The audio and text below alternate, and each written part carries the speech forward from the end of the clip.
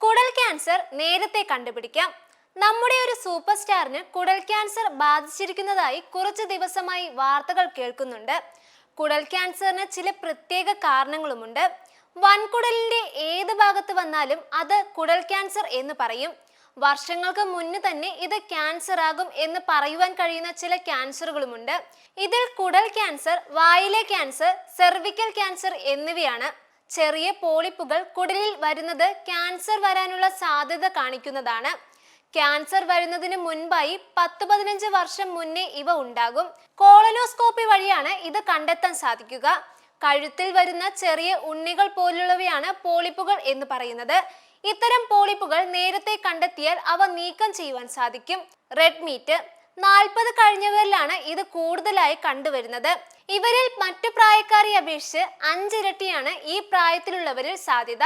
പുകവലി, മദ്യപാനം എന്നിവയെല്ലാം കുടൽ ക്യാൻസർ സാധ്യത വർദ്ധിപ്പിക്കുന്നവയാണ്. നോൺ വെജ് കഴിക്കുന്നവരിലും വെജ് കഴിക്കുന്നവരിലും കുടൽ ക്യാൻസർ വരാനുള്ള സാധ്യത ഒരുപോലെയാണ്. എന്നാൽ റെഡ് മീറ്റ് കഴിക്കുന്നവരിൽ അല്പം സാധ്യത കൂടുതലാണ്. ഇത് പാകം ചെയ്യുന്ന രീതിയാണ് കൂടുതൽ പ്രശ്നമുണ്ടാക്കുന്നത്. ഇത് ചുട്ടെടുക്കുന്ന രീതിയോ പ്രോസസ് ചെയ്തവ കഴിക്കുന്നതോ ആണ് ഇത്തരം രീതിയിലെ ക്യാൻസറിന് കാരണമാകുന്നത്. എത്രയും നേരത്തെ ഇത് കണ്ടെത്താൻ കഴിയുന്നതാണ് ഇതിന്റെ പ്രധാന ചികിത്സ.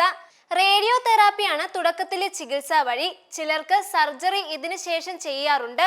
ഇതിന്റെ വ്യാപനം ചെറുക്കുന്നതിനായി ചിലരിൽ കീമോതെറാപ്പി ചെയ്യാറുണ്ട്. സർജറി, റേഡിയോ തെറാപ്പി, കീമോതെറാപ്പി എന്നിങ്ങനെ കമ്പൈൻഡ് ചികിത്സാ രീതിയാണ് പിന്തുടരുന്നത്. ഇത് രോഗിയുടെ കണ്ടീഷൻ അനുസരിച്ചാണ് ഡോക്ടർമാർ തീരുമാനിക്കുന്നത്. തുടക്കത്തിൽ കണ്ടെത്തിയാൽ പൂർണ്ണമായും ചികിത്സിച്ച് മാറ്റാൻ സാധിക്കുന്ന ഒന്നാണ് ഇത്.